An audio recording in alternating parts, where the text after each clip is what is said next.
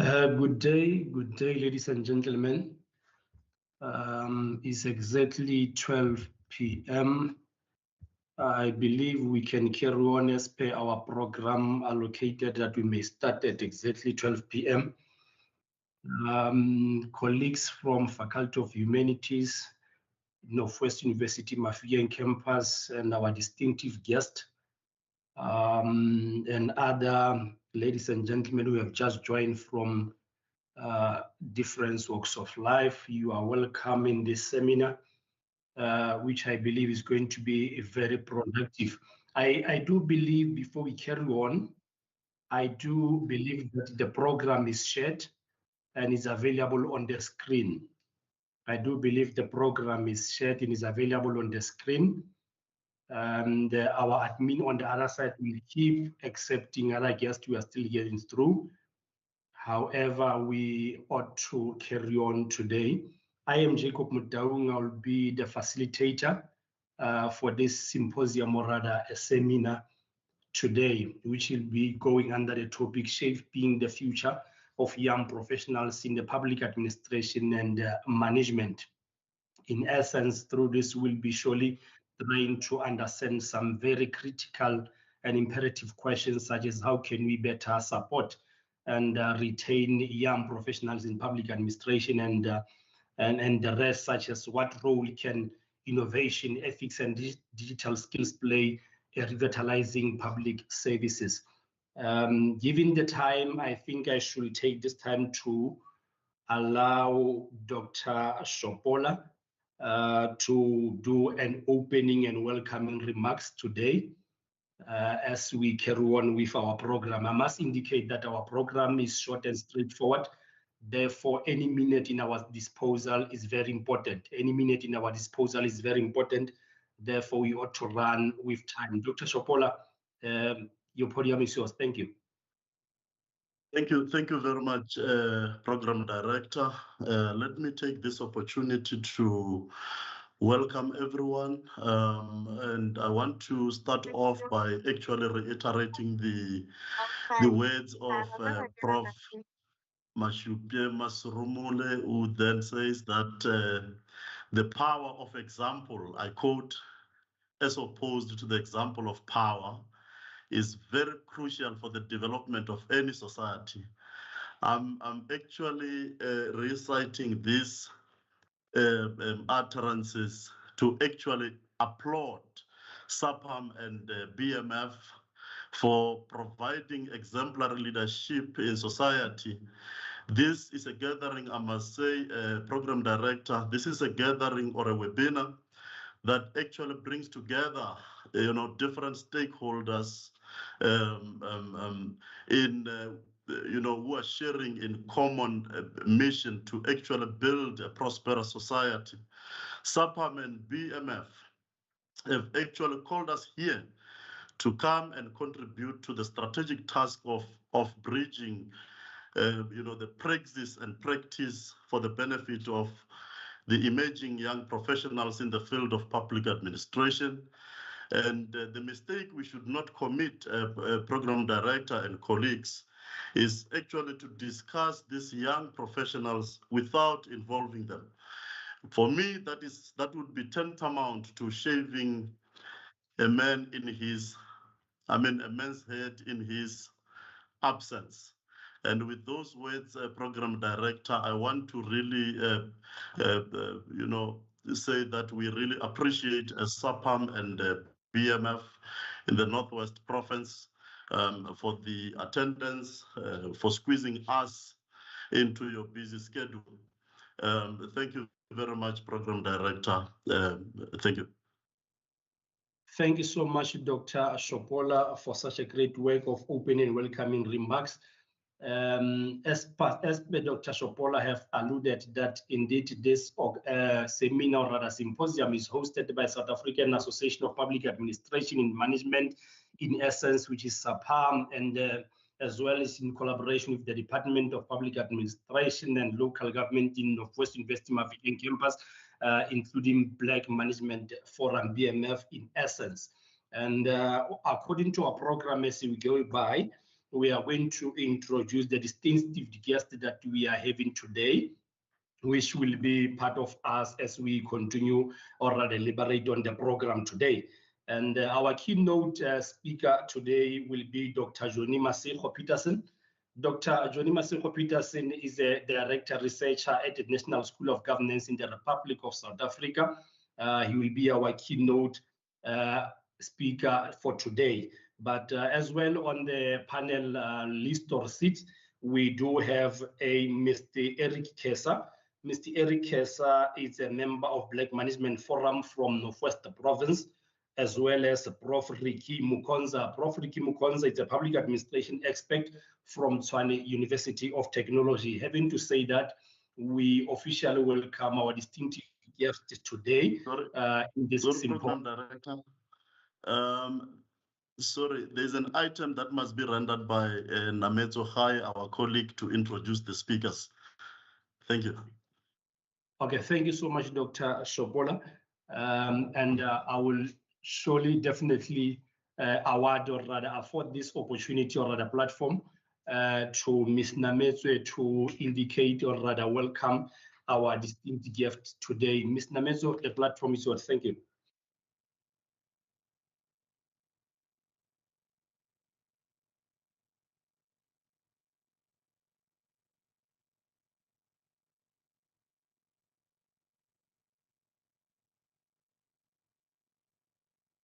Nametso, you are muted.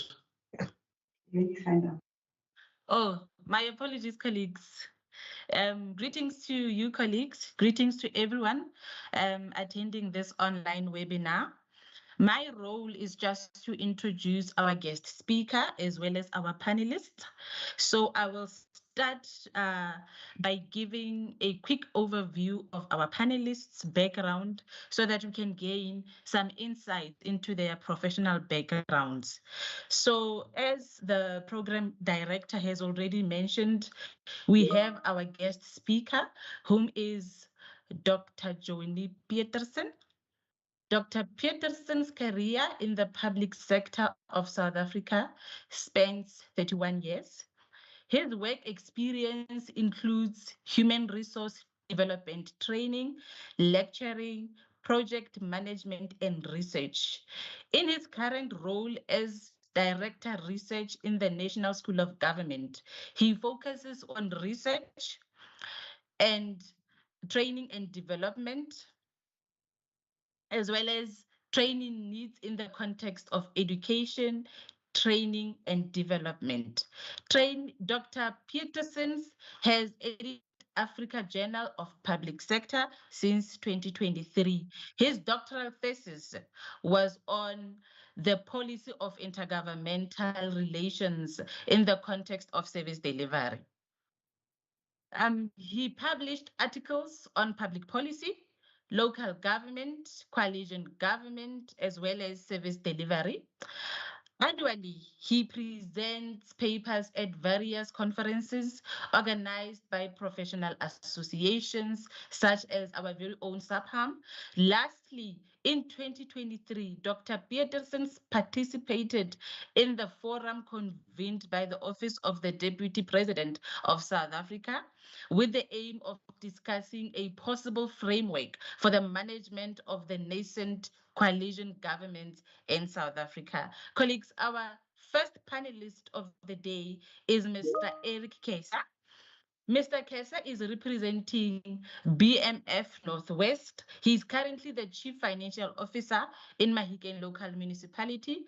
Mr. Kesa is a chartered accountant and he holds a Master of Business Administration, Honors in Taxation, Honors in Applied Accounting Sciences, and LLB and an LLB. He is a member of the South African Institute of Chartered Accountants. We normally call it SAICA. He is also a member of the Association of Chartered Certified Accountants, the Institute of Internal Auditors, and the Institute of Risk Management South Africa. Mr. Kesa is also a part-time lecturer in the Northwest University. He's previously worked as a CFO in the Northwest Parks and Tourism Board. Colleagues, Lastly, we have our panelist, who is Professor Ricky Mukonza. Professor Ricky Mukonza is an associate professor in the Department of Public Administration and the current academic manager in the Faculty of Humanities, Polokwane campus at Tshwane University of Technology in South Africa. He is a member of Saapam as well. His areas of interest in research include e-government, intergovernmental relations, public financial management, local government, public policy, migration, public administration, and governance. Professor Ricky Mukonza has successfully supervised over 80 master's students and over 14 doctoral students. His publications include numerous conference proceedings, over to 60 journal articles in peer-reviewed journals, and 3 book chapters. Thank you very much for this opportunity, Program Director. I will now hand over to you. Thank you. Thank you so much, Ms. Nametso, for doing such a great work by introducing our distinct guest in detail. I really appreciate that. Ladies and gentlemen, colleagues, I believe as we can check, we have seen from our program that we are exactly 11 past 12, which is exactly according to our time allocation in the program, that we may offer and afford this opportunity and a podium to our keynote speaker today. As he has been introduced, which is Dr. Johnny Masego Peterson, a director researcher from the National School of Government in South Africa, to ensure that he articulates more on the title of this seminar or the symposium, which we have deliberated on earlier, which is shaping the future of young professionals in public administration and management, and trying to deal on the critical issues, which I believe most of us, we can attest to that South African public sector needs urgently a fresh talent and ethical leadership and innovative thinkers to respond to the complexity in our society, particularly in terms of service delivery and governance, to be precise, or at large. Having to say that, ladies and gentlemen, I'm awarding this platform and a podium to our keynote speaker today, Dr. Johnny Masego Peterson. Our distinctive guest, Mr. Masego, your podium is yours. Thank you so much. Thank you very much, Facilitator Ndate Mutawu, Dr. Shopula, and Ms. Haye. Thanks a lot for this opportunity to Saapam. And ladies and gentlemen, good day. Indeed, the topic of today, shaping the future of young professionals in public administration and management, is important because it is about intergenerational capacity in the public sector. And Program Director, you didn't mention how much time I have, so I don't know whether colleagues will be ready for me to be here the whole afternoon. And I also seem to not being able to move the slides. So I'll continue talking there in the meantime. I hope it will be fine as time goes on. Now, it's about intergenerational capacity that's required in the public sector. Quite often we hear this from the political actors that they need to make sure that their leadership has got different generations for the sake of new ideas and rejuvenation of the institutions. Similarly, in the public sector, we need the same thing. We definitely need a connected public sector that has got people who are performing and who participate in it, who are then able to help one another with fresh ideas. And please bear with me. I'm going to stop sharing so that I can share again and see whether my slides won't move. Let me, Program Director, if they are moving or if they're not moving. Can you see them, sir? Yes, Doctor. We can see them. What? Can you move to the next slide to see? Yes, right. Correct. That's fine. Thank you for indulging me on that. So that's the issue about this intergenerational capacity. But let us deal with some conceptualizations around this matter. The key words in the topic are young professionals. Another one is the future. Now, in the case of these young professionals, it implies that the public sector needs them. Either they are inside or they are outside. So that's a question of having to define them in the context of how they can contribute to the public sector to be of value and principles that this is envisaged. But more importantly, I would like to mention that we're talking about professionals here in all fields or all professions in the public sector. Quite often when we talk about professionals in public administration and management, people think we are talking about people who study public administration. Public service is a conglomerate of various professions. A typical example is military or let's say Department of Defense all over the world. You find all professions in those departments. You find pilots, you find Navy people, you find CFOs, you find DGs and CEOs, you find executives, you find people who fight with guns. So you have all these professions that although other departments are defined by their professions like communication department, where you would say predominantly there will be people who study communication, but at the same time there will be others also in various levels who do their role like HR and finance people.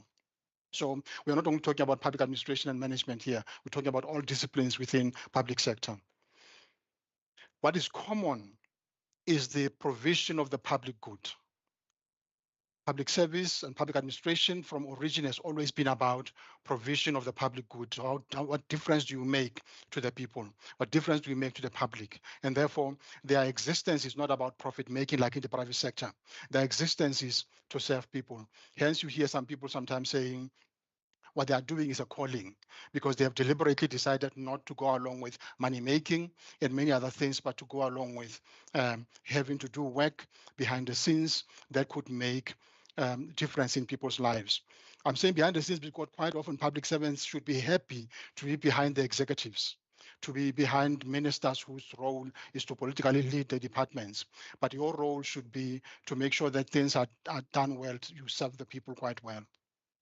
Now, what is this present and the future we are dealing with? Because for us to understand this future, we should ask ourselves, what's the baseline? What is happening in the present? And the issue is that managing public affairs is as old as humanity. Some of your books could be telling you that public administration started with Woodrow Wilson in 1887 with a paper that he wrote. But the paper that Woodrow Wilson wrote was more about, can public administration be studied formally like other disciplines? It wasn't the creation of public administration. Public administration is as old as humanity because you can go as back as the centuries when for example, the Chinese administration under the dynasties that were running their countries.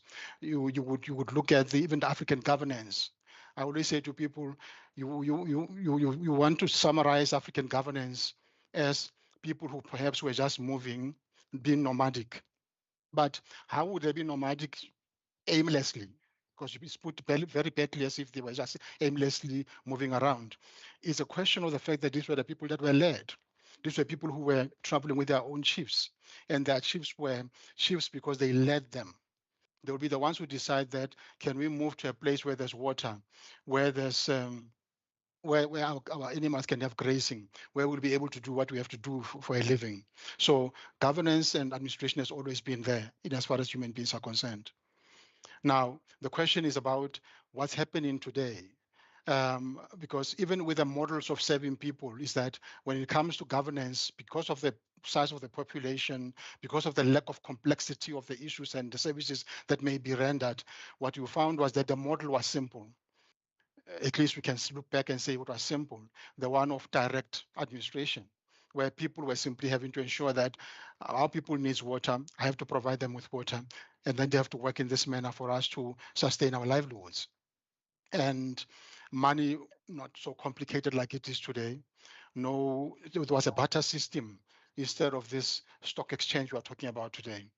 And we, at some point, especially in the 20th century, we started moving into things like outsourcing.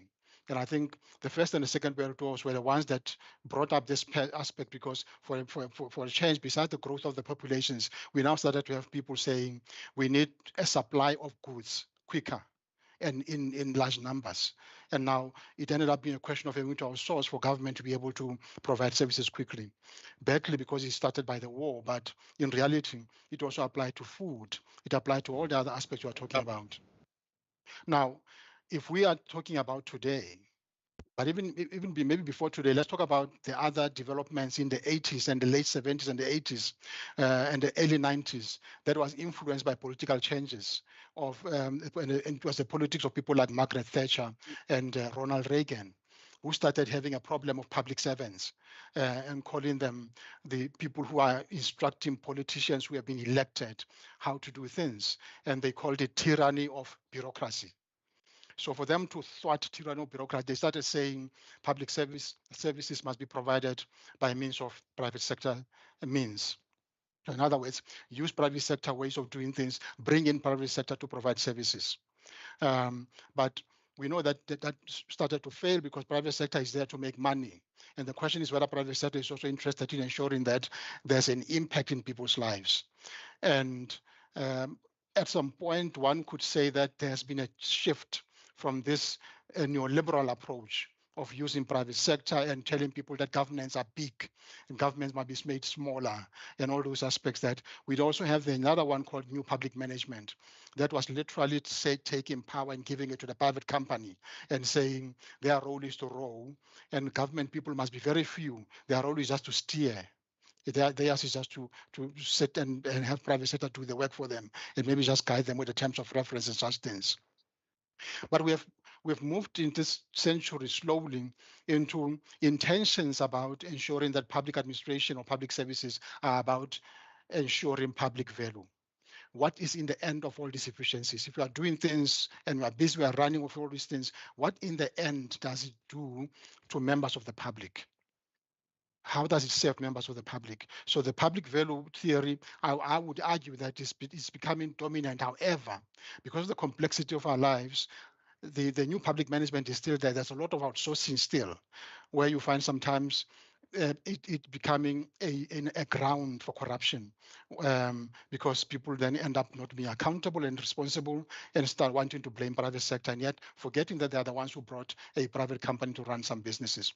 However, you can't do without private sectors also because you need, given the attention and as well as the requirement for services in a quicker fashion, you definitely have to bring in other means of delivery of services. So these are the models that we are talking about being that today. Now, the future is scary to contemplate. And as young people, you are the ones who should worry about that future. I remember when I joined public service it was 1996, and it was just 2 years after the democracy. And the message that we got from our lecturers at the time were, you are the guys who are going to now run the government in New South Africa. And that was exciting for us, but for them it was like a relief that they are about to retire.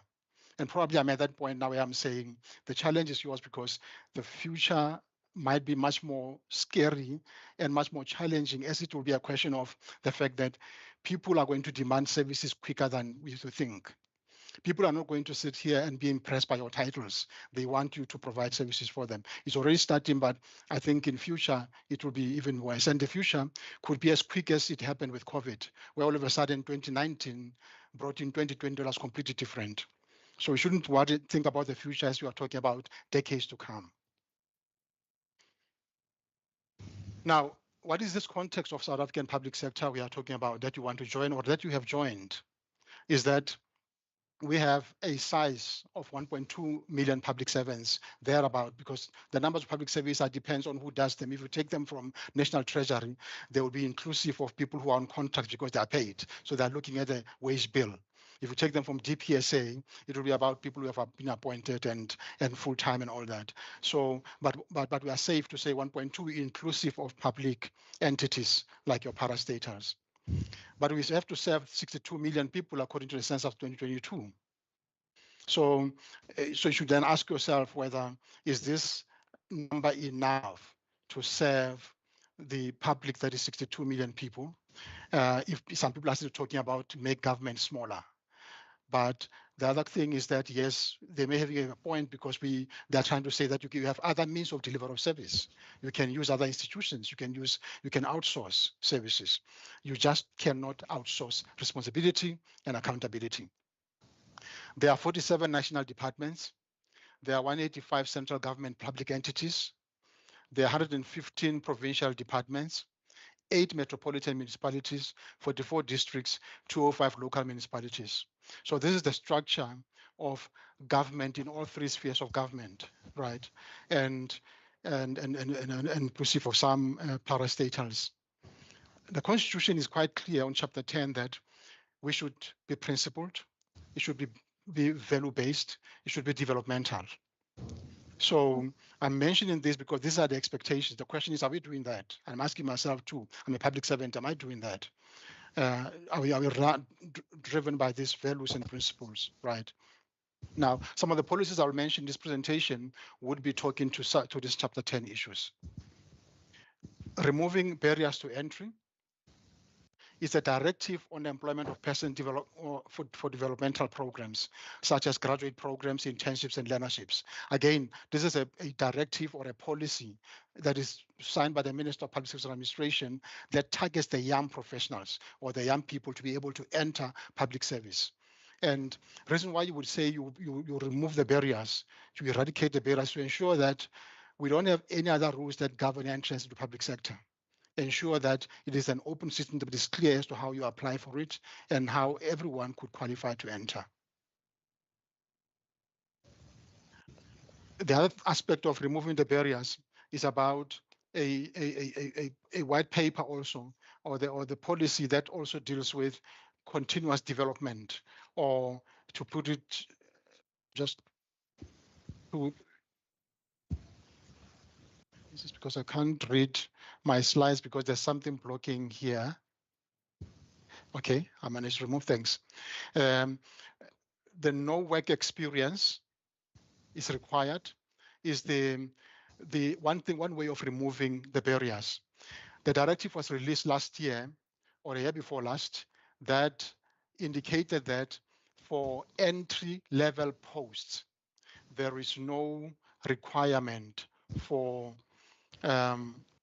work experience, because that has been a barrier to people. How do you have work experience when you come from university? With all this a high level of unemployment, why do we expect people to have work experience? However, it's important to note that your experience as a young person, your behavior at university, your membership of SRC, your membership of committees, your serving of the departments, and your participation in sports and all those things. Those are some of the things that can talk to you because you are still competing with other people. So you would still have to come to interview and perform and indicate that you think you are the right person for this position because of the following attributes that you have. But at least it doesn't expect you to be having a certain employer elsewhere who gave you experience for you to get the entry job. And you know that public service has got 16 levels, and chances are entry jobs are 1 to 6. So those are the good entry jobs. And then at least you are inside, you will be able to then start competing for the higher positions, middle management and senior management. There's also a national framework towards professionalization of the public sector. This framework fulfills the intention to create a capable and ethical state. You remember that since the 6th administration, even now, there's a need to grow the ethical state. We need to create an ethical state, but what is an ethical state? The one that does what the Constitution says it must do.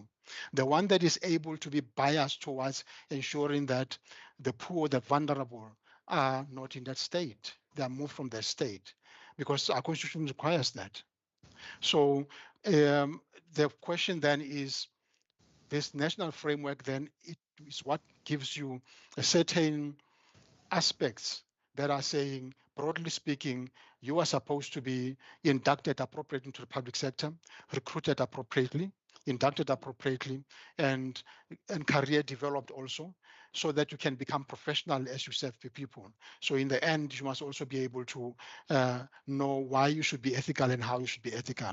So there are various aspects that define this particular national framework towards professionalization of the public sector.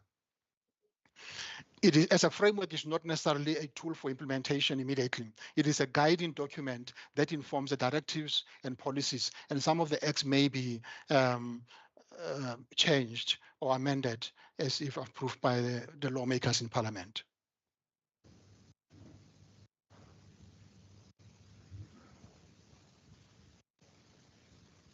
I'm struggling to move my slides again, Program Director. Oh, I can now. Thank you. So the capability of the public service then requires a skilled and competent actors.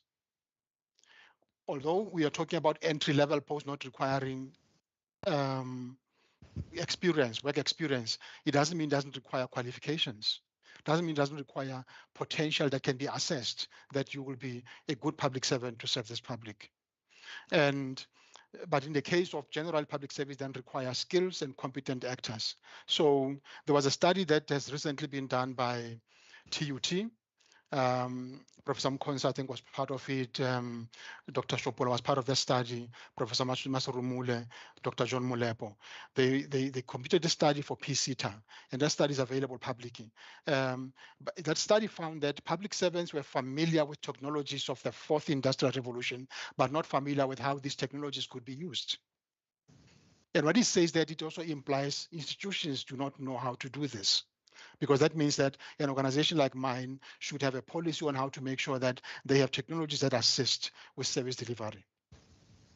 But equally important is that it's not only about technology, it's about also the human cognitive skills and ethical competencies, right? Somebody once defined ethical competencies as the ability to manage the ethical dilemmas. And what are the ethical dilemmas? They don't mean right and wrong. Quite often when you have a dilemma, it's because those two issues or variables are about good and good, right?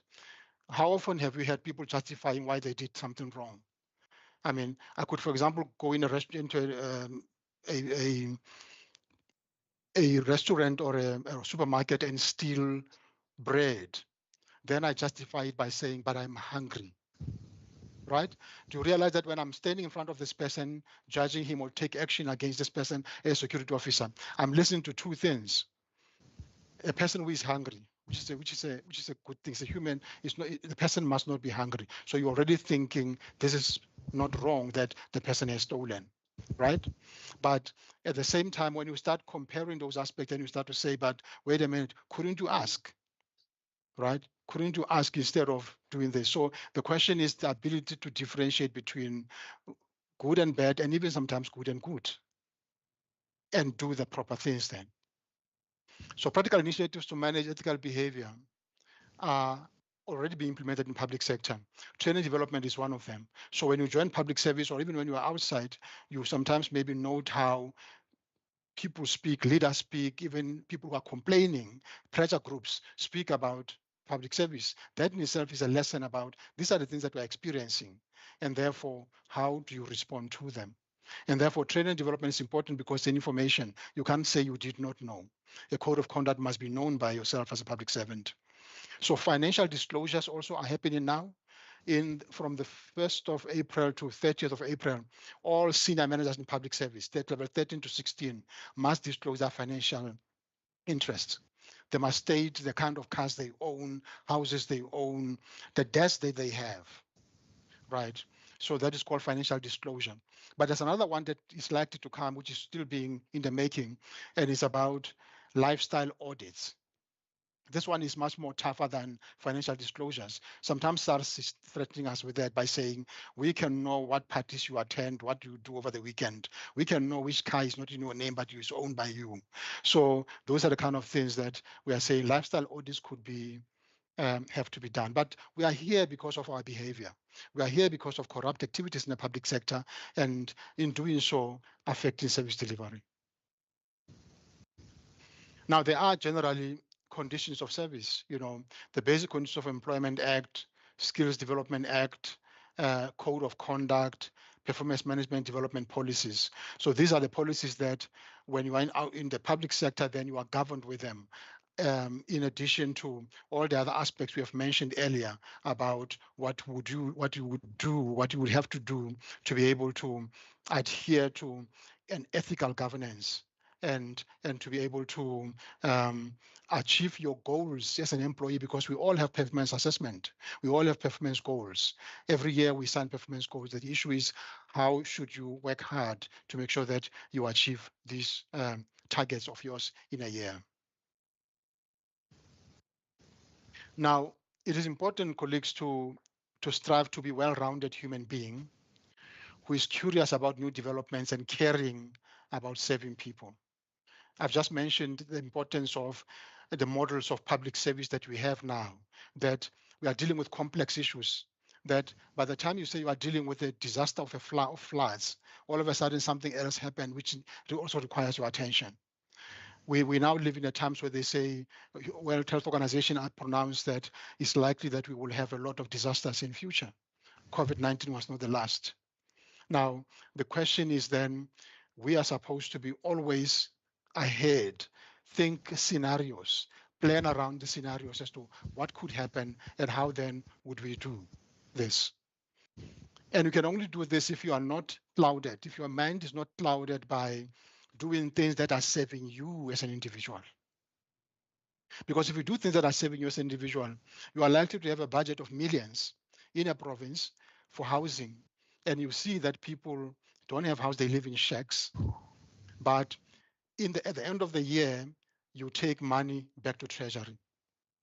All you had to do was to sit on the desks and work on supply chain process. And there are bid committees within the organization that would assist you in the process to make sure that in the end, the people's houses are built. There are many ways of doing that. Could it be that you are wasting time because you are not getting the right service provider who will bribe you? And now we are coming back to the question of ethics again, the question of corruption and maladministration, that there are victims for corruption. There are victims of corruption. There are victims of maladministration. If you feel like, oh no, the budget of this country is 2 trillion, I'm just charging 1 million, somebody is going to lose. You might be eating the 1 million that we actually borrowed. You have seen the debate around the budget right now. That you may be spending money that you have borrowed that is still having to be paid back. So your children of your children will be owing that. Now, why am I raising this and emphasizing it in a preachy way like this? It's because quite often when we are outside the system, even before you join public service, people see things that are wrong, but when they join, chances are they also, sociologists say, people start becoming cultured the way in which those people are behaving. They also behave that way. Now, it's important that you know the challenges, you know the dilemmas that you may face, and also the comfort zone that you may have that may make you not be able to be conscious of the need to serve the public. If I'm not conscious of the way to serve the public and I work for NSFAS, because I go back to my house every day and I sleep under roof, I don't care whether children who have arrived from rural areas in Braamfontein, in Limpopo at Teflop, sitting outside the gate, not having money to register, yet I promise them when I'm going to register them. I don't care how they are dealing with this thing, how they are affected, because I am not interested, because I go back home. I have my comfortable life. So it's important to always go back to being conscious about the need to serve the public and why public service exists for the public good. Let us strive to serve for the public good. And professionalism will assist you to navigate political and societal developments. You see, when you're a professional, you do what you must do. And the Constitution also says that you serve the government of the day. Whether it's at provincial or at local government or at national government, you serve government of the day, and obviously tells you serve with lawful policies. You would accept orders and directives that are lawful. That's okay. But the point is, you have that government that is setting up these policies that you must assist by serving people. And the assumption is all of us are in good mindset. We all want to serve the public. And therefore, when you're a professional, you know exactly what you must do, what you should do. And you are careful, you know your code of conduct that tells you that although you have the right of affiliation, you don't have the right to be a political activist in the workplace, where your interest as a political activist will be your political party and or people that where you come from or your own community only. You serve the public. You don't serve any ethnic group, you don't serve any race. You serve the public of this country. So the knowledge and the skills that you could draw from the professionalism it becomes a guiding post because you know why you are doing what you are doing, even when there are developments that you don't have control over. We not have control over the developments. People who work for Harvard University right now don't have control over the Trump administration saying they're investigating a university and they might cut funding, right? They have control over how they respond as professionals, how they ensure that they protect the integrity of Harvard University. Similarly, when we have developments in our countries, when we have coalition governments, when we have all those aspects, we deal with them as professionals, and all are interested in is the policy passed in parliament, in a council, in a provincial legislature that we implement, and we have to implement it accordingly. And I would like to conclude by also saying, don't be discouraged by bad stories. Light always overcomes darkness. There are bad stories in public service. Sometimes even the bad are done by people like us who are saying these things to you, and you are surprised one day you realize this guy is now in trouble with what he was telling us not to do. The question is, it's not about me, it's not about those individuals, it's about this light of service delivery that we should carry, and it will always overcome darkness, because if we don't, we will then let ourselves in what we call failed states, things that are called failing states. And nobody wants to be in that situation, because when you are in that, that means your government doesn't have control, public sector does not have control, the society doesn't have control, because it is controlled by rogue elements who took over and decided to create their own rules and run the government the way in which they want to run it. But in the main, it's not about government here, it's about public service that serves government. And therefore, as a young professional, what you have is unquestionably energy. Just like that teacher was telling us, you guys are going to serve the new South Africa. When we are telling you that you are going to serve an interesting period of developments, where you have even political developments that are saying this is a new era now. You are up to the challenge because you've got that energy, you've got the knowledge, you have social media that might actually be a stressor for you, because it might be the one that says to you, provide services quicker than you normally think they should be provided, right? And this occasion is supported by Black Management Forum. It's important to have institutions like Black Management Forum. They organizing people, and when they organize people in their particular environments, then they know what the needs of those people are. So they can become lobbyists in government. And being a lobbyist is not a bad thing. The only thing is that when you lobby, you shouldn't be lobbying only for your members. You should be lobbying for principles and values, to say, if you want to say, please employ the young people, please do something about people who are supposed to retire and are still in the system. How do you ensure that you create space for the young people?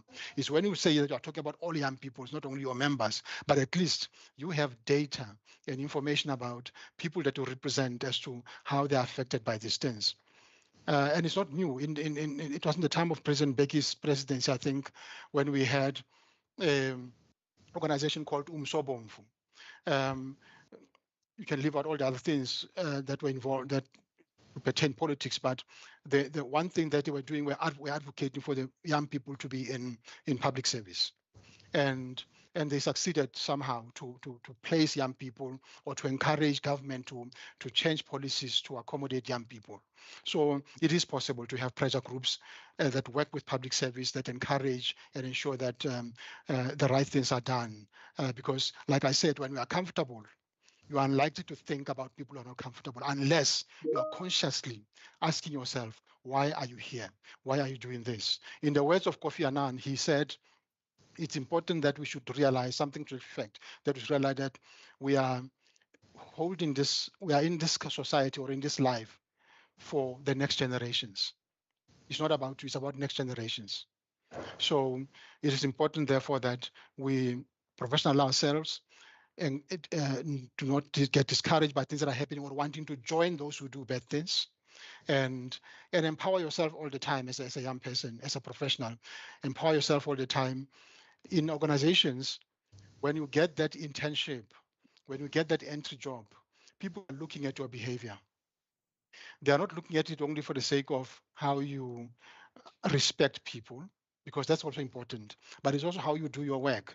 Because to your senior, you may look like you are respectful and caring, but come to dealing with the members of the public, you may not exhibit the same skills or exhibit the same attitude. So it's important that all the time you are trustworthy, and because what you are doing is also because in future you will be the leader of those organizations. People who are in senior management today in public service were once young people in entry positions. Today they are in positions of decision making. And hence I'm saying you need to start young. You need to start while you still can be influenced in the good way and assume these habits that can make you the best public servant the country has ever seen. Thank you, Program Director, and thank you, ladies and gentlemen. Thank you so much, Dr. Johnny Masego Peterson. We really appreciate what a thought-provoking presentation, a presentation that which I believe has opened more scope of engagement and question, and how we wish that we could have had much enough time in our disposal to ensure that we further engage on this. But indeed, it spoke to the question of ethics, the question of ensuring that we really prepare an environment conducive enough in terms of skills impact and skills capacity for young professionals into public administration and management. Thank you so much, Dr. Johnny Masego Peterson. Ladies and gentlemen, can we carry on? I know, and I've took note that under comment section there were other comments and so forth as maybe questions, but for that reason we'll surely come to question and answer section, or rather session, as the program goes by.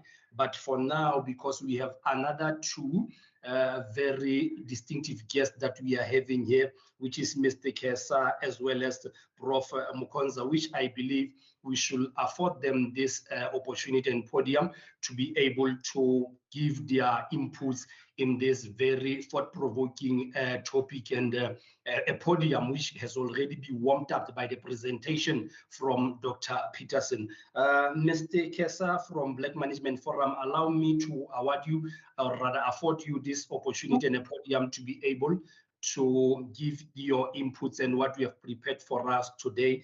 And once you are done, and we'll give this opportunity to Prof. Mukonza from Tshwane University of Technology. Mr. Kesa from Black Management Forum, the podium is yours. Thank you, sir. Thanks a lot, Chair. You spoke about the Prof giving us a thought-provoking topic. This is indeed thought-provoking. My utterances or my contribution will be aligned to the Prof. But I'm also going to try by all means to try and dumb it down, if we are to call it dumb it down. To say, for example, he spoke about the fact that there are certain things that cannot be done within the public sector, then we rope in the private sector, but there are no controls that are put in place, and then we see a lot of corruption, then we blame the private sector for the corruption that is happening. He also spoke about ethics. He spoke about principle value-based. And I want to actually say most of these things, maybe we should go back and maybe talk about the Ubuntu and leave the other part where, because when you have the Ubuntu, when you have the part where you're saying, what about my people? You become a different person altogether, and you do not need much, but to say, do I have the love of my people? If you look at other people from Dubai, for example, if you look at the leader of Dubai, he would say, I want my people to live better now. And young professionals must have that part where they want our people or their people to live better now.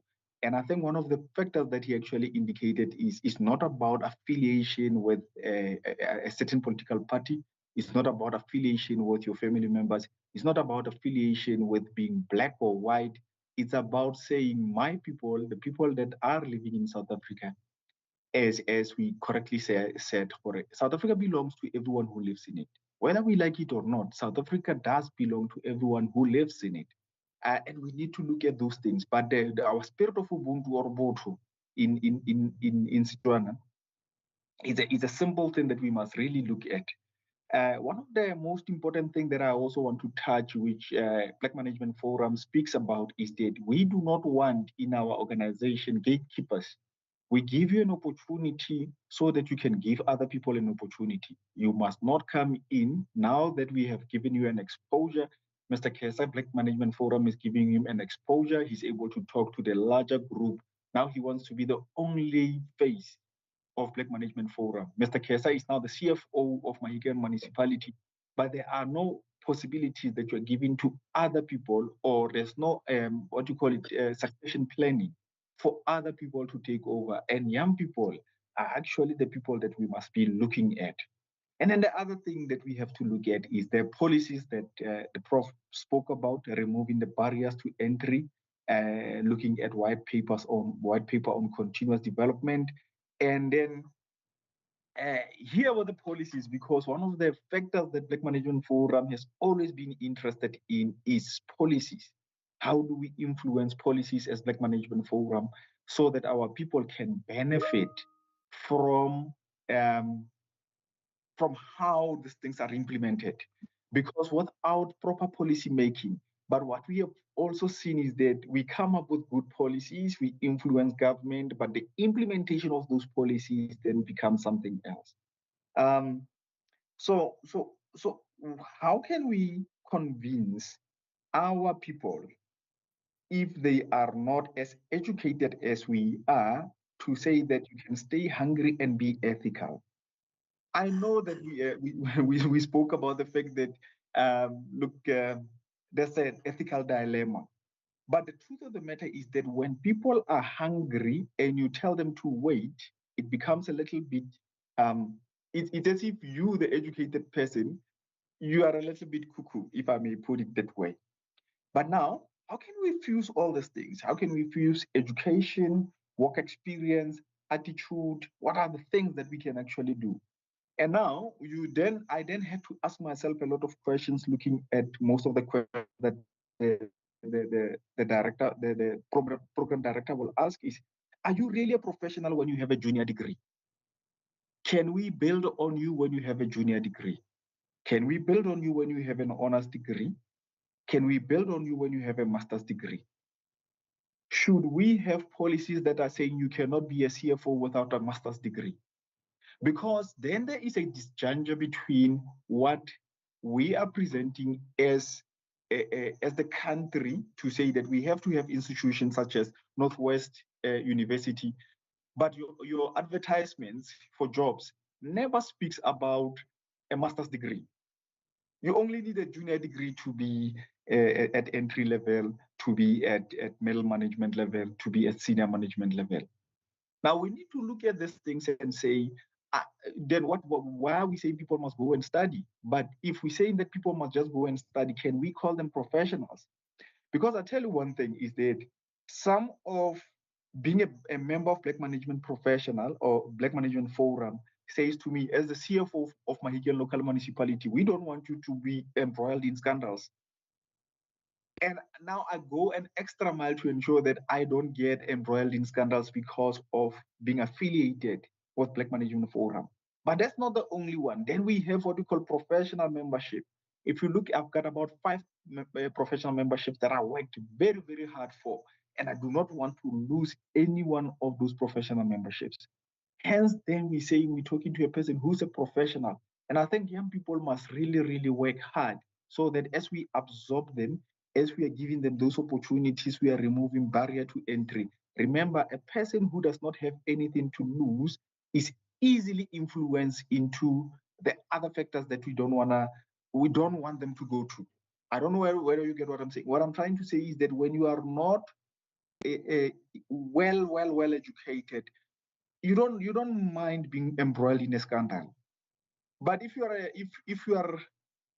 we were to use anyway, so one of the things that I just want to say again is that when you look at people, like also young people, like talking about the fact that the most educated people or the most rich people in America and other prominent countries are dropouts.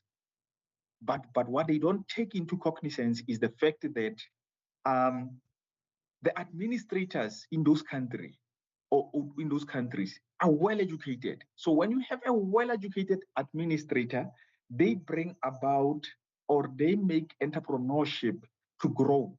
But in South Africa, we have we've turned it around. So in South Africa, our administrators are it's vice versa. Let me not say what I want to say, but I hope I'm saying it correctly. We have it's vice versa, and we need to get it right where we have highly qualified administrators so they can make it conducively possible for entrepreneurship to grow. And that entrepreneurship comes with information technology. It comes with innovation. It has to make, we have to make people bigger through this entrepreneurship, because not all of us will be employed in government. You would know that government has about, the bill for government has to be below 35%. Your salary bill in government has to be below 35%. Now, if you put in the bill at 25%, at less than 25%, what are you saying? And when you go to university also, you see that the majority of the people that go to university, it's about 10% of the people who started in grade 000. So all these things are an indication that young people, I like what the professor said when he was starting to say, some of you will be inside government, some of you will not be within government, but government has policies. I said it's chairperson of risk management in DART, and the CFO, they always complain about the fact that we only get old people who are retiring coming for funding for issues of agriculture. And we don't want that. We want young people who are well educated. You can be a chartered accountant and still run an agricultural farm. You don't have to be a CFO as a chartered accountant. I always say to the kids that I lecture at the university to say, the reason why we take you at the university is because we do not want you to be employees. We want you to be employers. So that's how we're going to grow the pool of our people to participate in this economy. And we see that in countries like Dubai, for example, the majority of the people who are the Arabs are not in the administration, but they are in entrepreneurship. So we want people in administration as CFOs. We want people in the other part as junior members. But the most important thing is that we see a lot of graduates, because they do not have ethics.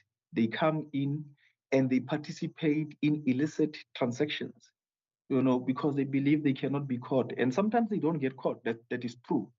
Sometimes they don't get caught. But it is sad, because whichever money you are taking from the people should have helped somebody to build a house. Like now in Mafikeng, we have disasters. That even got COVID, we had disasters. But where did that money go? Anyway, I'm not the keynote speaker. Let me not be too long. But I hope I was, yes, I said what I should say representing BMF as my organization. Thank you.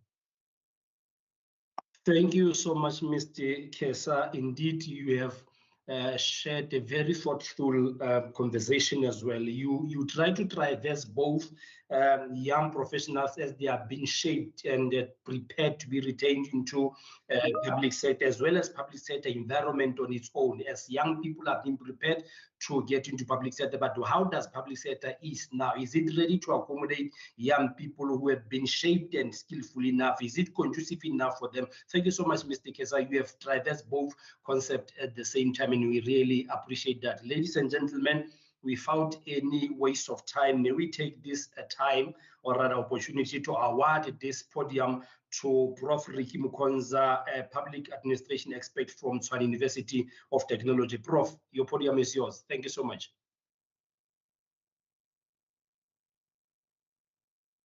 Prof? Thank you very much, Program Director and colleagues. I hope I'm audible. You are audible enough, Prof. You're audible enough. You can continue. Wonderful. And I want to pay tribute to the presentation made by Dr. Peterson. Quite an informative presentation that gives us direction in terms of our discussions this afternoon. When I received the invitation, and I want to also thank the organizers of this gathering for two reasons. I think the first reason is that it's always a pleasure discussing ideas, because that's what makes society progress. The second reason being that the topic that they brought before us is an important topic that we need to contemplate time and time again. I'm saying this because the population in South Africa and in Africa as a whole is becoming young.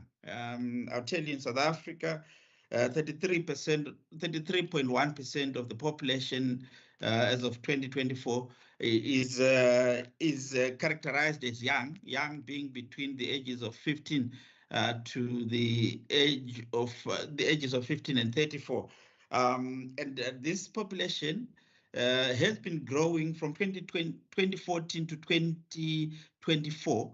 It has been growing at a percentage of 2.3. So it tells you that we do have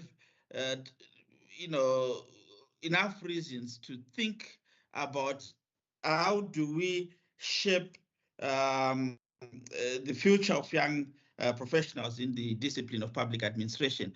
And I would also want to say, when we talk about public administration, we are talking about the work of government, talking about the structures, the processes, and the officials that make the work, that make government do its work. I'm trying to make it simple so that we carry along everyone who is part of us. So if you look at the title, and I've already acknowledged the presentation by our guest speaker, Dr. Peterson, who touched on pretty much the things that I'm going to just rehash or re-emphasize. I think my take on this on the topic that you have given, that we have been given to contemplate on, is that when we talk about shaping the future of young professionals in public administration, there are essentially two things that I see as being important. Number one, we are talking about the young people. How do we equip them so that they become ready to serve in government or within the public administration system? The second aspect is that we are talking about the context in which they are going to serve. And to a very large extent, Dr. Peterson has covered it. How does government look like? Is it, if we put it there, would it be an employer of choice for young people or for young professionals? So the context that these young people are expected to work is equally important. So generally, if you look at the characterization of government, both in the past and probably in the present, government has been looked as old-fashioned. It has been looked as inflexible in terms of its processes, in terms of its policies, in terms of its structure. Government is looked generally as inflexible. It's looked at as corruption infested. You just if you look at what came out of the Zondo Commission, you will not argue against this point where, particularly in the procurement system, government has been portrayed as very, corrupt. I mean, people who occupy public offices as being very corrupt and not necessarily, doing things the way they are supposed to do. The work in government is generally looked at as being routine and not very exciting. Routine, mundane, not exciting. That's the view that is out there in terms of the nature of government as an organization. You look at it and juxtapose, the private sector you then realize that private sector is looked at as more, flexible, as more, attractive, enticing for young people, and also providing room for growth, something which when one looks at the picture that is out there about government, it's not easy to get promotion in government unless you are connected in some way, and that does not give government a good picture to the young people, particularly who are looking at joining organizations that to not only allow them to use their skills, but also allow them to grow professionally. So given that picture that I've painted about how government is perceived, and also tying it to the question of the context in which these young people are expected to work, then a lot needs to be done. And Dr. Peterson has touched on some of the things that I think are crucial, and has touched on the issue of the professional the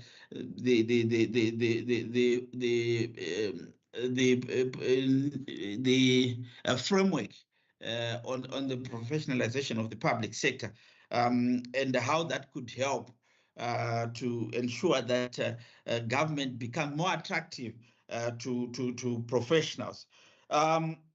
So government needs to move itself towards establishing. Government needs to, develop itself towards, establishing itself as an employer of choice, and the other things that I would have said I have already been alluded to. And also the other key issue that I think becomes very key to young people is as they look at developing careers in the public sector, is the issue of how contracts are structured in government. I think there's a recent development that may not necessarily be common at this point in time in South Africa. The issue of a gig economy. I mean, and it has been established that young people or the modern day professional prefers more of flexible contracts that allow them not to work for just one employer, not also to work on one project or one job as it were, but young people, because of their nature, their flexibility, their dexterity, and their ability to navigate the complex environment that the public sector and even the private sector have become as places of employment. What I've picked is that in a gig economy, you need to, as an employer, to be a bit flexible in how you structure your contracts, make them more project-based, make them less permanent. You'd find that the issue of permanent employment used to entice the older generation, people of my generation and those that came before us. When you get a permanent job, you'd throw a party because it was such an important thing. But the younger generation, in terms of the literature that I consulted, they prefer more flexible contracts, short term, so that when they don't want to, they are no longer, happy with their working in a particular government department, they can easily move to another without problems. So I've touched on the context, which is government itself. What can it do to entice and make it exciting for young professionals to work for it. The second aspect, in terms of the questions that I picked from the question that was given to me, is that how do these young people, how can they, prepare themselves to be useful in government or to be useful in the discipline of public administration? How can they be useful? How can they equip themselves so that they can contribute positively to the work of government? I think the first thing is that they must acquire the relevant skills. And Dr. Peterson has told us of how complex the public sector have become, more so given our experience during COVID, and also given the prevalence of natural disasters, climate change, and also the effects of globalization itself. It requires the young professionals who want to be who want to be useful in government to have the requisite skills. If you look at the past curriculum of various universities on the discipline of public administration, I'm not very sure whether what students were being taught and are being taught is adequate enough to prepare them for the work that they're expected to do in government. Also, the issue of how do we also ensure that when these graduates get out of the university or college system, they are adequately prepared. The issue of whether they have at least gotten a few or some experience in terms of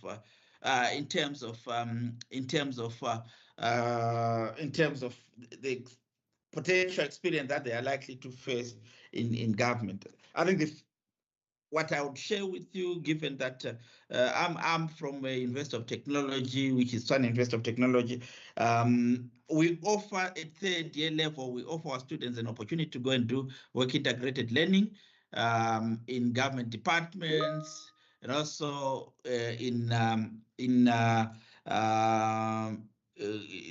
whether government departments or municipalities, so that they get an experience of the work environment.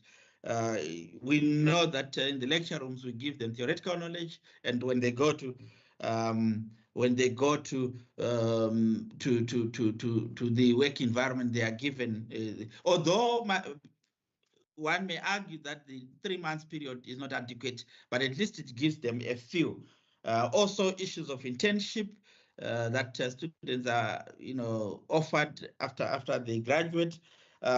There's also something quite innovative that we have, implemented, where practitioners, whether a director general or the deputy director general, may be asked to come into the lecture room to share what they, on a particular topic in a module or in a subject.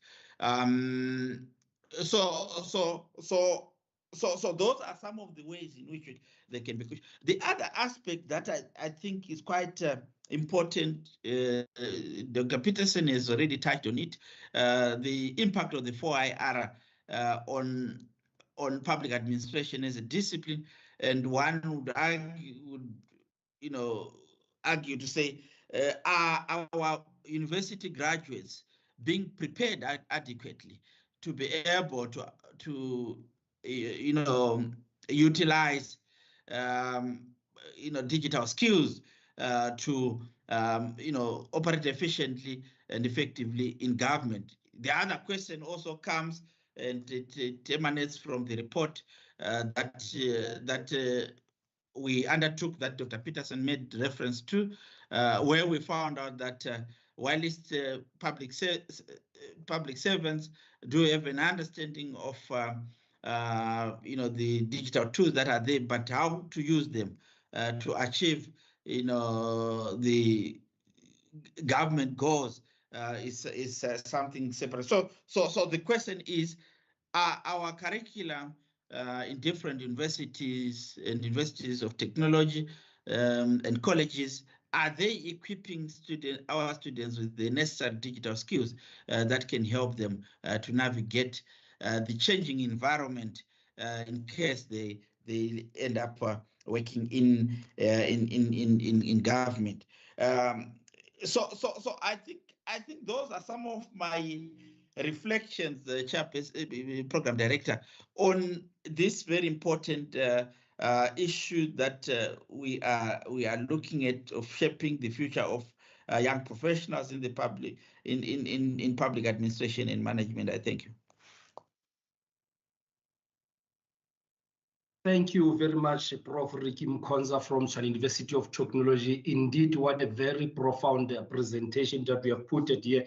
But one can tell that what is so common between three guests that have deliberated today is that they still go back to the question as to how do we ensure that there is a smooth process and collaboration between public sector as well as these young, fresh ideas and these young professionals that need to be adopted into a public sector. As we have alluded earlier, that one can attest, indeed, there is an agency, or rather an agent need in a South African public sector to ensure that they do get the fresh ideas. But how this public sector prepare itself to be ready to accommodate these young and fresh ideas? How do they ensure that they will surely improve them and develop them skillfully so as well? Thank you so much, our distinctive guest, for such a very profound engagement and mind-provoking engagement as well. Ladies and gentlemen, I must put forward that our seminar or symposium will end exactly at 2 o'clock. Therefore, we are going to move straight forward to question and answer sessions, which I can tell from the comment box indeed is booming, is on fire. And what I'm going to do, I'm going to award this opportunity or a platform to any audience that is available and willing to pose a question. I wouldn't want to read from the comment section. I can tell the people have wrote thesis and dissertations, so really it's on fire. But what I'm going to do, I'm going to allow our audience to pose questions directly to our distinctive guest. And please be so mindful of the time. As I've mentioned, that our program was strictly and short, and the time allocation for that is that we must end at 2 o'clock. Therefore, we have a very limited time. When you pose a question, kindly ensure that you so mindful to time constraint. Ladies and gentlemen, without delaying of time, let's go straightly to question and answers session. And you'll just raise a hand and we'll recognize you and award you a podium to pose your question. Thank you so much.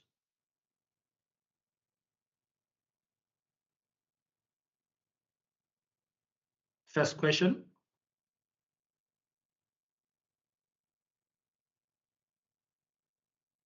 And I believe we'll go first by taking 3 rounds of questions and allow our guests to engage on that one, and then take the second round of questions.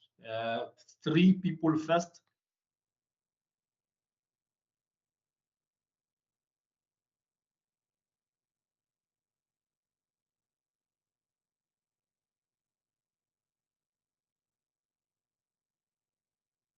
If we have anyone who has a question, can raise a hand and activate the mic and put forward a question. From my side, I haven't seen a hand yet. Okay, right. Thank you so much. We have Kagiso Makwala. Kagiso Makwala, the podium is yours.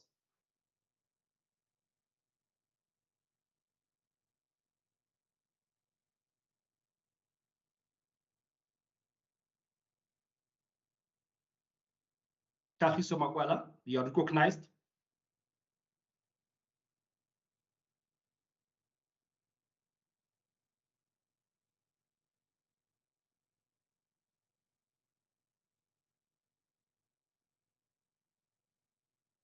think he's experiencing technical challenges.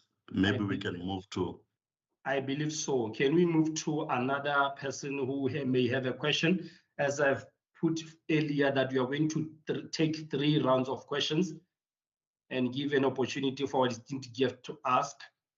Kagiso Magwala will pass you now. Okay, we have Buitoko Kalibe. If I call your name correct, Buitoko Kalibe, the podium is yours. Thank you, Mr. Mataung. Am I audible? Yes, you are audible. Thank you so much. You can proceed. Thank you. I think my question is directed to the South African Association of Public Administration and Management and any other key stakeholder that is in this gathering to ask, outside of this webinar, what type of initiatives are they championing and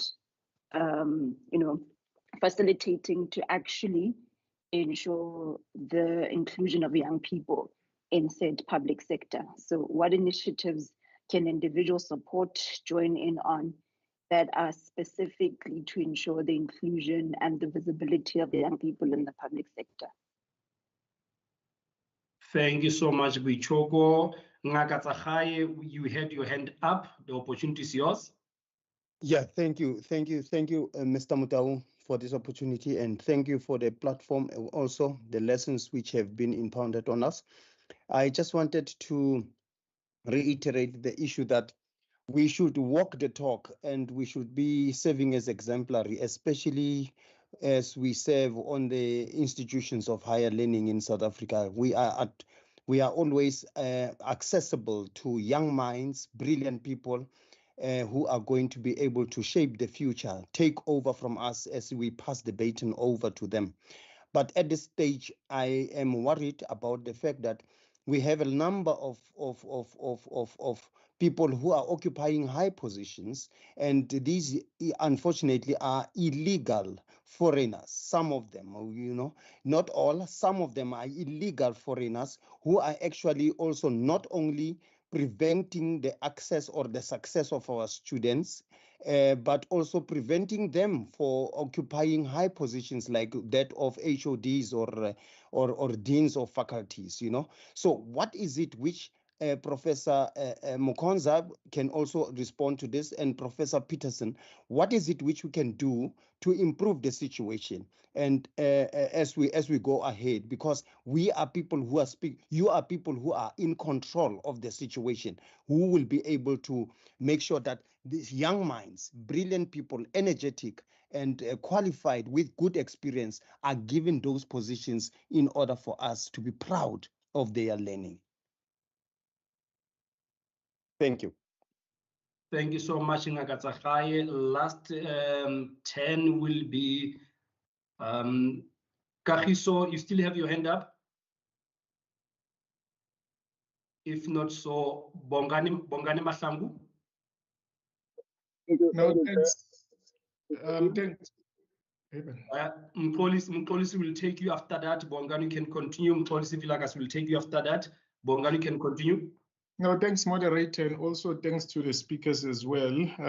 Quickly, to the first speaker, in removing the barriers of entry, I mean, we already have an existing Employment Equity Act, and under that act, Section 20, subsection 3 to 5, a long time ago spoke about access, in this case in context, because public sector is an equity employer. But what we have not seen in the public sector for many years is the implementation of Section 20, especially 3 to 5, especially 5, where it speaks about relevant experience, where it says that you can't unfairly discriminate against someone due to their lack of relevant experience. So much as things have been made over time, strides have been made over time, but this act has been there and it's been existing. So the question then becomes, well, what have they been doing to assist the powers that be in implementing the existing law to its fullest extent? And then also there was mention of a failed state. Is it fair to say that South Africa may not necessarily be a failed state, especially in the context of young people who find it very difficult to access the labor market, especially the public sector as employees, that as so much as we're not maybe a failed state, are we not a weakening state or what you would call a fragile state? There was also issues of graduate programs, internships, learnerships as means of access, or rather reducing or lowering the barriers of entry. We would know that it's common that in the public sector that internships and learnerships do not necessarily lead to permanent absorption. And at times, the training that you get during that period might not be adequate, because you'd find that the individual is underemployed, meaning they are made to make tea, copies, and not necessarily being given the relevant skill that will make them competitive in the labor market, not just to be absorbed in that department or public sector, but anywhere else. There was also the issue of patriotism was not strongly emphasized. And I think that should be linked with Ubuntu itself as an identity or a philosophy that should guide us with regards to how we interact. But patriotism was not necessarily emphasized. And also, if you look into countries, even countries such as China and so forth, they have means, systems of which patriotism is assessed before an individual even accesses the public service. And also when they're in the public service, continuous assessment of such, because I think one thing that we lack as South Africans, especially young people as well, is that patriotism, because without it, your qualifications would mean or would lead to nothing. And then also corruption, the last one, corruption. It has been raised here as if the more qualified you are, the less probable that you might be corrupt. So as if maybe there is some negative relationship or correlation between education and corruption, whereas corruption is actually a moral, ethical, and criminal issue, and not necessarily an education issue. So just comments on that. Thanks. I tried to summarize so I don't waste time. Thank you so much, Bongani Mahlangu. Dr. Zweli Maseko Peterson, may I start with you, Doctor? And I can tell all questions from the floor were very broad. Therefore, you will be able to answer those that you can able to answer. And then I'll take that sequence after you, Doctor. I'll go to Mr. Kesa and followed by Prof. Mukonza. Doctor, you still with us? You can respond to questions from the floor. Thank you, Dr. Mtaung. Indeed, they were broad, and I hope also in the response they could pick up some of the answers from when one responds to another aspect. And maybe let me start with comment after Mr. Keso from BM Black Management Forum, that he made a very telling state, which is quite good to say. He observes that people enter the public service with junior degrees or first qualifications. Now the question is, can these people said to be professional? I think yes, they can be, because we are talking, professionalism is about behavior. So we expect even a security officer to be professional to the way in which he speaks to people and all that. But I understand what you are saying when you take it further with saying there are required competencies from some people based on levels, and therefore they should, there's a level of expectation from a certain profession, like CFO. That is true. And that is why there's another directive. And the problem maybe is because in public service, we tend to produce these policies in separate ways when they could maybe be just one policy that informs almost everything. That one I did not refer to it, but it's a directive on, just look at this name now here, sorry, on HRM for public service professionalism. And it does mention the required qualifications for various levels. For example, you cannot not be a chief director in public service without having 5 years experience and a master's degree. And you cannot be a CFO without qualifications related to being an accountant. At some point, they even say qualified CAs is a recommendation, or some of them say it's a requirement, right? So there is that issue in as far as the level of responsibility is concerned. And I must admit that the problem with government is that it is slow to react to the challenges. Sometimes it's seen not to be doing something and yet things are happening. This is in response also to the gentleman who says, you have these policies about not having to ignore the requirement for experience, but you are not implementing. And that one I've just mentioned about entry posts comes from that policy to say, why for an entry post we want work experience? Now, it's a challenge if we want to go to senior management and middle management position without experience or relevant experience, because we may then end up having an incompetent public service. So these things must then be balanced. So we're able to have a capable state. And there's a concept these days called entrepreneurial state. It is not a concept now, it is implemented in countries like India. And Prof. Mkonza mentioned it when he's talking about this gig economy requires people who are flexible. You don't need full-time employment. You need to be able to do what you can do and move on and do other contracts. Now, India has got a bit of that situation where in public service could have a project that is funded fully, and they just need you to come with your company and few people on it and employ people yourself, and then you do work. So that is not exactly the same as winning a tender and one person getting millions. It's about you have to create an entity and work with the state.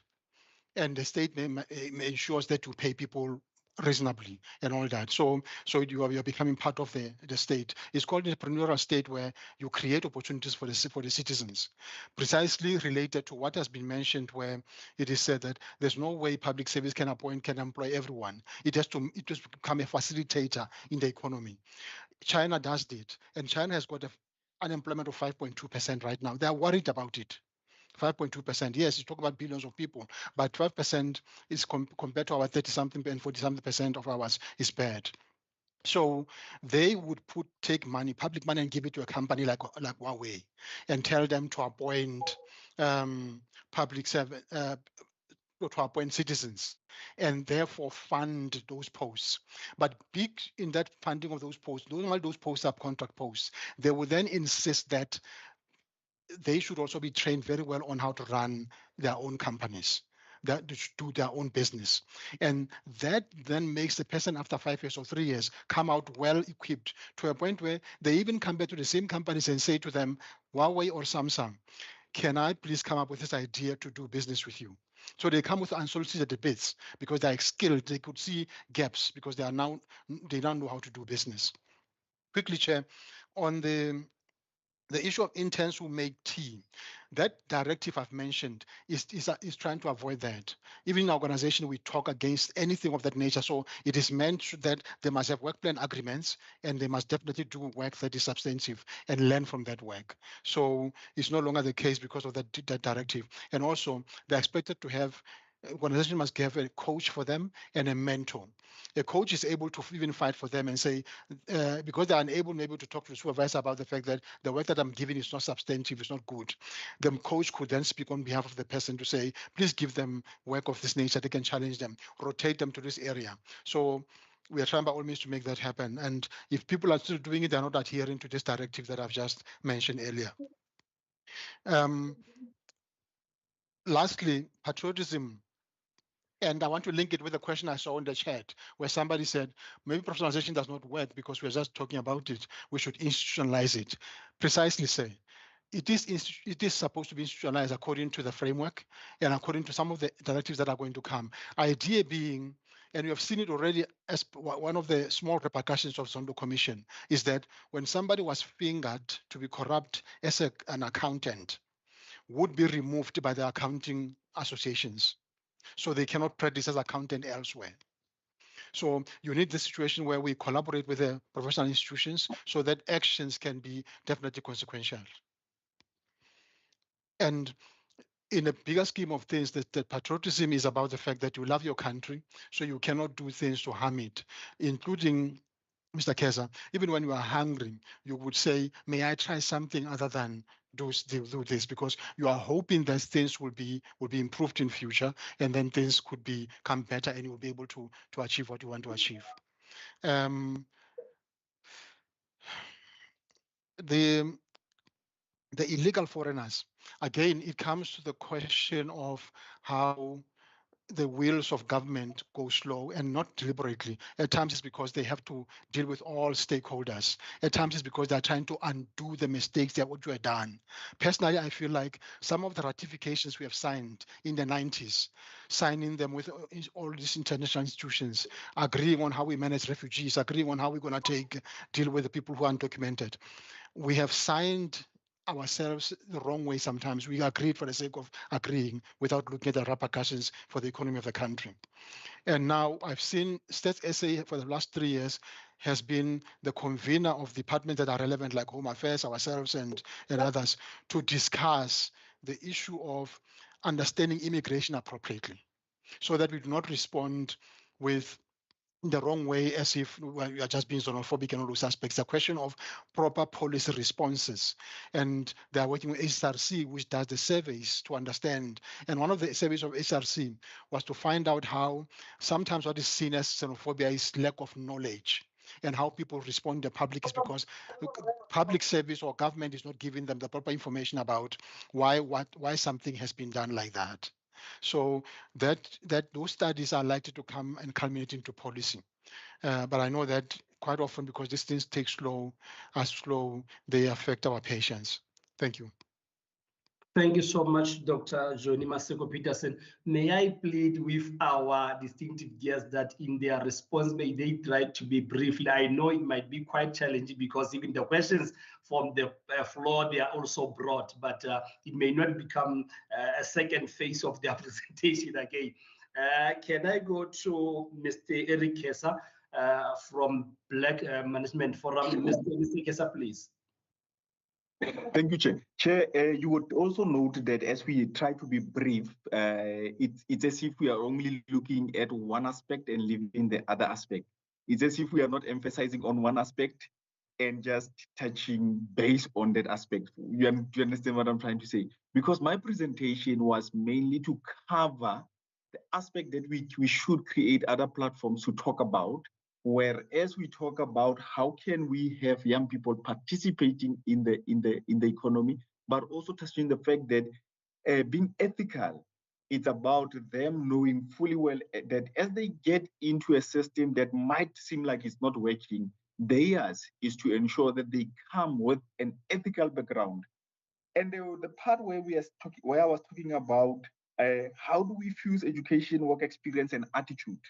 Because competence is largely about education, experience, and attitude.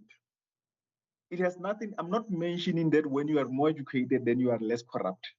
But I'm mentioning that when you are more educated, you are more conscious of the fact that, I mean, the only thing I remember at Zondo Commission is, Ms. Quinana, you are a chartered accountant. That I understand. I fully remember that. And it becomes even more a deterrent factor that you cannot go and engage in these things because you'll be called out. And when you use what you call the reasonable man test, you're not the same as the other person that might be less qualified, if I may put it that way. But I wasn't saying that is the way to go about. I was saying we should ask ourselves these questions, right? And let me just talk about the issue of where we were talking about the issue of graduate programs and not leading to permanent employment. You remember my presentation was to say, in majority of the time, you get given a certain exposure. In most of the time, we want you to actually, even the university itself was supposed to train people in order for those people to become employers. In government sector, the people that are in government as administrators must be well equipped in order not to implement things like red tapes, ensuring that only the people they know are progressing and the rest of the people are. That is patriotism. But that patriotism cannot happen when a person feels like, I need to cover myself first. Remember, when I'm hungry, I'm taking everything for myself before I make room for other people. Let me not labor too much. I'm an accountant. I should not be talking like a politician. Thank you. Thank you so much, Mr. Eric. So indeed, you were so briefly as possible.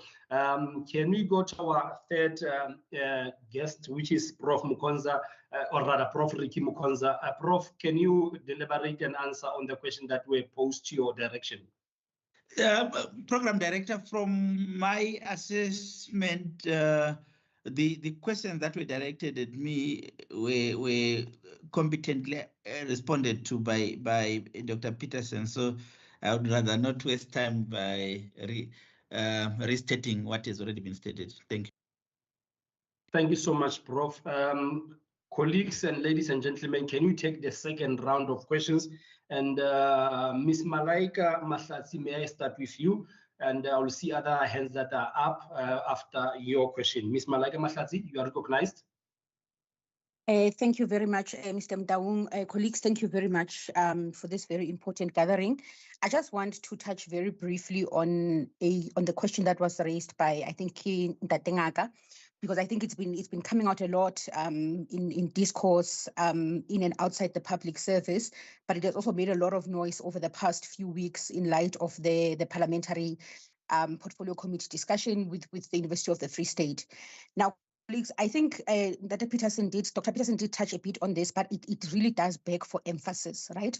And the emphasis here is that there is a very serious danger in a single story. And the story about the employment of foreign nationals in the South African public service, and even more so, the allegations of the employment of undocumented migrants is made to seem as if it is a feature of the public service and certainly of higher education, is simply not true, and the statistics do not confirm it. Simple case in point. Let's look at the numbers. A simple case in point. Just a few months ago, the Minister of Public Service and Administration was posed this question about the number of people who are employed in the public service across all tiers of government. So that is at national government, at provincial government, at municipal government, as well as entities in government. Now, the public service in South Africa has got about 1.2 million public servants who are employed. Of this 1.2 million public servants, only 6,220 of them are foreign nationals. That means they make up only foreign nationals make up only 0.5% of this estimated 1.2 million of public servants, right? And this is a number that encompasses both those who are temporarily employed or who are engaged in specific durations, as well as those who have acquired permanent residency. And it's important that we emphasize that the employment of of foreign nationals in the country is, in fact, supported and protected by the Constitution of South Africa. The Public Service Act of 1994 does make allowance, and in fact, it mandates the Department of Public Administration to support the minister in establishing the norms and standards that relate to conditions of service, including also that of foreign nationals, right? Now, that act very clearly states that the employment and utilization of foreign nationals in the public service is governed by the Constitution and is in the Public Service and Migration Act. Section 10, subsection A of the Public Service Act of 1994 states very clearly that no person shall be appointed permanently, whether on probation or not, to any post on the establishment in the department unless he or she is a South African citizen or a permanent resident. And that means a permanent resident may be a foreign national, but if they've got permanent resident status in South Africa, they may be employed. And on top of this, we've also got Regulation 64.3, subsection B of that Public Service Regulation, which gives effect to this section and also states that an executive authority shall not employ a foreign national unless, and in the case of a temporary employment, he or she is a permanent resident or he or she has been issued an appropriate permit in terms of the Migration Act of our country. So this means that the laws of South Africa do make allowance for the employment of foreign nationals, provided that they are properly documented and that they do enjoy a particular status, permanent resident status, not even citizenship, but permanent resident status in the country. And so I think it's important that even in the higher education sector in particular, this noise or this assumption, right, that has been cemented as fact that the higher education in South Africa is infiltrated by foreign nationals and so on, does not take into account a number of very important factors, one of which is the exploitation, the super exploitation of particularly postdoc scholars who are foreign nationals in our universities. It is so important, and I hope at some point, Dr. Shopola, Saapam is going to have a discussion that is going to speak about the exploitation of foreign nationals, and particularly in the postdoc and postdoctoral space, which I am in. And we speak so much about their employment, we speak so much about their presence in the public, in higher education. We don't speak about the other very significant structural challenges that they are confronted with, to which many South Africans have been insulated. And so I think we need to be very scholarly and very critical in how we assess and discuss this issue of foreign nationals, and to also be factual in the numbers. They constitute only 0.6% of the public service. It is not a number that anybody can claim is a infiltration in any sense. And this is not unique to South Africa. Across the world, we do have the employment of foreign nationals in the public service, and they provide critical skills, they provide necessary skills, and more than anybody else, they are in fact on the receiving end of exploitation and lack of certain levels of protection. It is a discussion that we need to have. And I want to just close by saying that it simply is not true that the higher education sector or that the public service in South Africa has been infiltrated or is highly, employing undocumented and illegal foreign nationals. It simply is not true. Thank you very much. Thank you so much, Malake Mahlatsi, for such a thoughtful contribution. We really appreciate it so much. Can we have 2 questions from the floor? I will see by show of hands. Mxolisi Vilakazi, are you still available?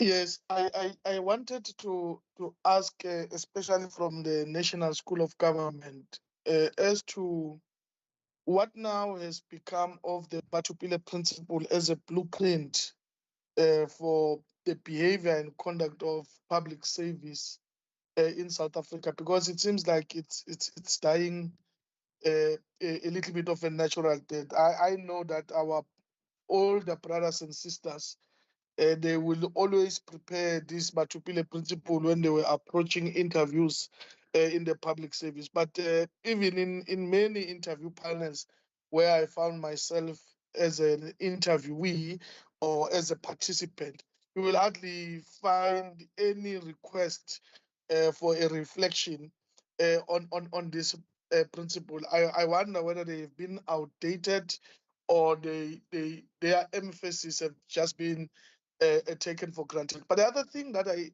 thought I needed to ask was how do we get intellectuals into the public sector? You will normally see in other developed countries, intellectuals are ordinarily also interested in the public service. But it looks like in South Africa, intellectuals prefer to have clubbed themselves in academic institutions, but also in research institute, rather than playing a meaningful, a direct role in the public sector. Thank you very much. Thank you so much, Mxolisi Vilakazi. Kagiso Makwala, I see you are back. Can we afford you this opportunity? Thank you very much, Mr. President. Mine is a submission which I think it will be directed to Prof. Peterson and my professor. Yeah, I think my submission will be this way. Yes, we want to professionalize public sector or public service, but to my observation this far is that as we look on the current employed officials that we have, there is no commitment to understand what is public service and why they are there. I'll just give a small comment. Now we are employing, for example, a teacher with a diploma, and then teaching physics or whatsoever subject that we bring on the table. But the teacher we have, it's somebody who doesn't have courage to say, let me further the studies and find new innovative ideas to advance this program or whatsoever. So when I refer to commitment, I want to comment mostly that most of our public officials are not committed to understand Why are we here?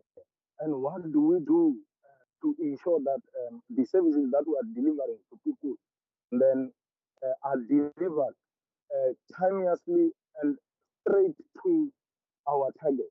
So that commitment is not there, and it will continue not being there because it seems like we are not attending the ground level whereby now we'll plant this culture of commitment to those bigger posts. Because if now a person was inducted to laziness at junior post, at junior level to say, when you employ that person for a chief director position in 5 years, it means there is that continuity of laziness gene in that person.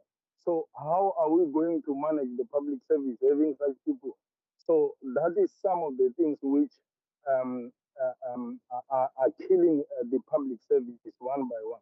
And lastly, what I will comment with is that again, now we want to move some services to a digital service. So we cannot achieve that while having officials who seem to say, in fact, who look like they are in public service for salary. So why I'm saying that is that we have a lot of employees who are always lazy to come to work in time and do their work in time as expected. So now, if a person is lazy to even attend to a memo that was submitted 2 weeks before and respond after a month, so when we move services to digital, how are we going to receive services from that particular person? So such things are some of the things which I feel like making such submissions then will assist us to navigate as to what are the elements that we can plant to public service so that it can look professional. Thank you very much, Chair. Thank you so much, Kagiso Makwala. Colleagues and ladies and gentlemen, we are tied up by time. Before I give this opportunity to Dr. Johnny Maseko Peterson to respond, which is going to be approximately 4 minutes, then he will be done. Then the remaining time will allocate to the last speaker who's going to do closing remarks.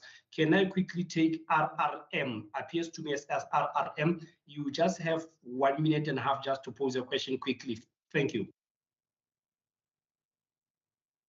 Okay, so focusing at the two aspects that Mr. Ricky raised with regards to shaping the future of young professionals in public administration, he raised that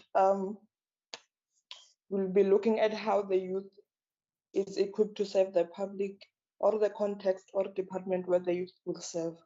And then he later exclaimed that the government can or should develop itself towards working as a flexible institution. So my question is that how exactly is the government currently equipping the youth to serve effectively in the public sector and also ensuring alignment with the practical demands of modern public administration? Thank you. Thank you so much, RRM, for sticking to the time. Mr. Enriquez and Prof. Mukonza, please allow me, with the little power vested upon me, that because of time constraint, may I allocate all this question to Dr. Johnny Maseko Peterson to just wrap up for approximately 3.5 minutes before we complete our program today. Doctor? Thank you, sir. Starting with Mr. Makwala, I'm a bit more optimistic than you, say, that when we're doing the professionalization framework, we're engaging with all public servants at all levels, and they were really positive about this professionalization and intending to implement it. And it reminds me of the training I did recently for the young people. We're working with defense for those young people. I asked them, do you think, I just make a statement that criminals are fewer than us and yet they terrorize us. And they were shocked that criminals are fewer than us. I said, I gave them the number of people in jail as an evidence of people who are convicted. And why do they get shocked is because indeed criminals can terrorize the whole society, and yet there are very few compared to us. So even in this case, if there are people who are very unprofessional and embarrassing public sector, there is not all of them. So we have hope that the future is brighter. And Mxolisi, Ntate Vilakazi, thanks a lot. You and I have the same thoughts around Batopeli. I think the reason why it is slowing down is because it's one policy that was making people accountable to, have you done value for money? Are you having standard procedures to do things? And now I just wrote an abstract for a conference, particularly about it, because it was reviewed 2 years ago, but that review is not, we don't see it being implemented. And part of Batopeli policy included the so-called service delivery improvement plans. Those documents were supposed to be the implementation tools for Batopeli principles, because departments were supposed to submit and say, we have shown our people where we are, they know our address, here are our numbers, we gave them our people. So it's evidence that you have got service delivery improvement plans, but they are not as submitted every year like the workplace skills plan and employment equity plans. So that should happen, where Batopeli service delivery improvement plans are compulsory to be submitted to a certain monitoring department. And regarding intellectuals in public sector, I think they are there. Maybe they are afraid to speak and afraid to express themselves because they are caught up in their work plan agreements about what they should do. But other governments, what they do well is to have think tanks, which are sort of like de-linked a bit from what day-to-day is happening, so that they can think for the public sector and give ideas around that come out of research and out of other developments. So we should actually be linking ourselves with some think tanks or creating think tanks that are informing public sector about the latest developments.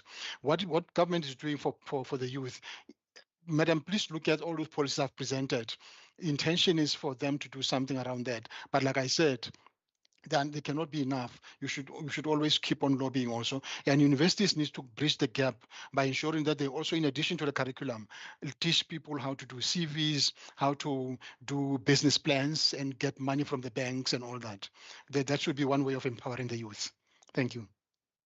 Thank you so much, Doctor, to be precise and straight to the time. Ladies and gentlemen, thank you so much, Dr. Johnny Masego Peterson, Prof. Mukonza Rick, and Mr. Eric Kesa. Thank you so much. But the whole this dedication, I need to assign it to Dr. Malaika Mahlatsi, who will be doing the closing remarks. It is vested upon her to do the closing remarks. Dr. Malaika Mahlatsi, your podium is yours, please. Thank you so much. Thank you very much, colleagues. Thank you very much. I am not Dr. Malaika Mahlatsi yet. I may have 3 master's degrees, but that still does not equate to a PhD. I'm currently doing my PhD and at Temtaung, and once I have that, you shall refer to me as doctor. Give me about 2 more years. Colleagues, it has been an absolute pleasure. I was informed of this gathering this morning, and I said to my boss, the MEC of Finance and Economic Development in Gauteng, that there is no possible way that we cannot be part of this dialogue, and certainly no possible way that I should be expected to be attending any other meeting for the next 2 hours except this dialogue of Saapam and the Black Management Forum. I want to start by saying that Saapam has been a very, very critical institution in shaping discourse in the public service. It has been a very important instrument in shaping discourse in society in general. The work of Saapam extends beyond simply just the public service. I think even non-state actors, and when I joined Saapam, I was not even in the public service myself. I joined Saapam before I was in the public service.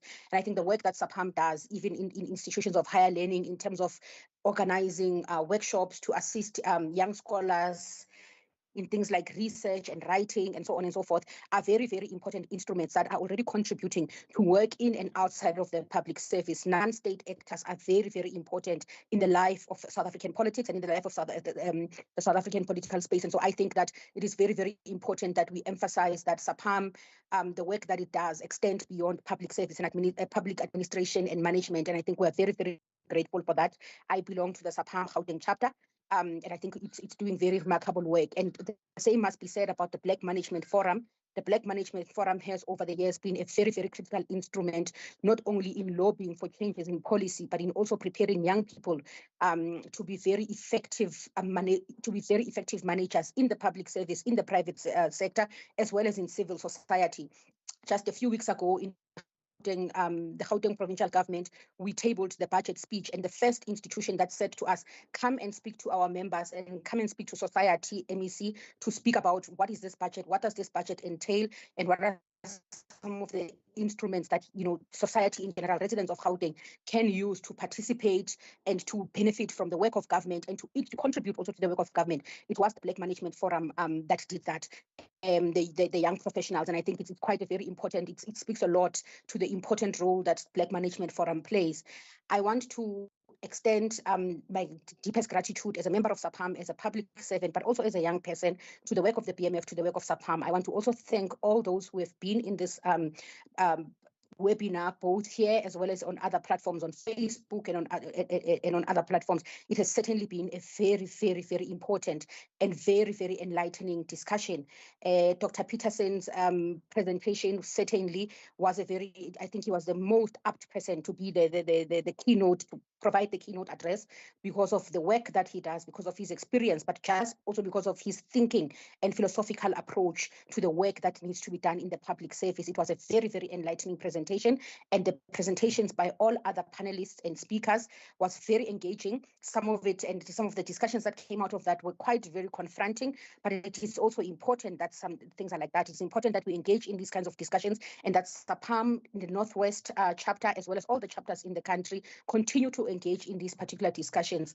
I want to conclude by saying that the submission by Dr. Shopola at the beginning of this seminar, that you cannot have a discussion about young people in the public service without young people being involved, is undoubtedly the anchor of this entire discussion. Dr.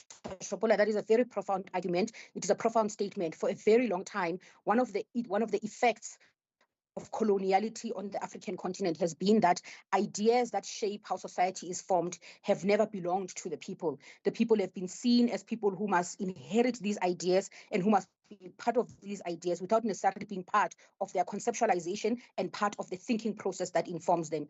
So for Saapam to have invited young professionals to this platform to say, share your experiences, share what it means to be a practitioner of public management, is a very, very important step in rethinking how we think, actually, and in rethinking how we undo the coloniality of thinking, because part of what the decolonization of thinking requires is that you bring in the people who are affected by the decisions to be at the table when those decisions are made. It is epistemic justice in motion. What we have seen today in this webinar has been epistemic justice in motion, and we cannot be more thankful for that. I am very grateful to everybody who has contributed to this discussion, and to those who are going to be contributing even more. Those who are not yet members of Saapam, I would like to encourage you to please go on the Saapam website and to please take up membership of Saapam. Saapam is a very, very important instrument that has shaped some of us who today are sitting in executive management of the public service. We are shaped by this institution. It has led to our growth in so many profound ways, both in scholarship and in service. With these words, Dr. Mutaung, I would like to thank everyone who is here, to thank you, Dr. Peterson, thank you, Professor Mukonza, who supervised my first master's degree, and to thank everybody else who has been here in this discussion. Thank you so much, Ms. Malaika Mahlatsi. Ladies and gentlemen, distinguished guests and colleagues, having to say that we may say, God bless Africa for sons and daughters. We have come to the end of the session. Thank you. Isolate. Africa. Thank you.